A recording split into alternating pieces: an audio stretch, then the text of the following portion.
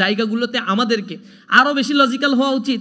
কোরআন হচ্ছে আপনাদের জন্য একটা গাইডেন্স বুক, কিন্তু জীবনের শেষ মুহূর্তে এসে অনেক মানুষ আছে কোরআনের একটা আয়াতও ঠিক মতো পড়তে পারে না। এই গাইডেন্স বুকের মধ্যে ইন ডিটেলস আপনার সব কিছু বলা হয়েছে। সূরা জারিয়া 15 নম্বর আয়াতের মধ্যে আল্লাহ রাব্বুল আলামিন বলছেন 18 নম্বর আয়াতে যে তোমাদের কাছে এমন একটি কিতাব আমি নাজিল করেছি যেখানে তোমাদের কথাই আছে। তোমাদের কথাই আছে এর মানে হচ্ছে আপনি আমি সবার কথাই কোরআন শরীফের মধ্যে আছে। তাহলে এখন খুঁজতে হবে আমার লাইফস্টাইল যেমন, আমার অবস্থান কোথায়। কোরআন শরীফে তো এটা স্পষ্টভাবে বলে দেওয়া হয়েছে, আমার ভাগ্যের কথা বলে দেওয়া হয়েছে।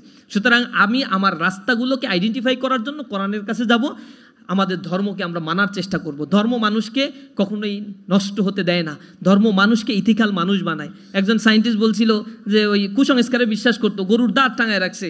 এখন আরেকজন বলছে যে বন্ধু তুই গরুর দাঁত টাঙায় রাখছিস কেন? তখন সে বলছে যে তুই তো ধর্মকর্মে বিশ্বাস করিস, এগুলো না করলে কি হয়? আরে তুই সায়েন্সের ছাত্র, এগুলো বিশ্বাস করার কি দরকার? তখন সে বন্ধু বলছে, বন্ধু শোন, যদি এমন হয় যে আল্লাহ বলতে কিছু নাই, পরকাল বলতে কিছু নাই, কিন্তু আমি ধর্ম পালন করি, তাহলে তো না থাকলে তো তুইও বেঁচে গেলি, আমিও বেঁচে গেলাম।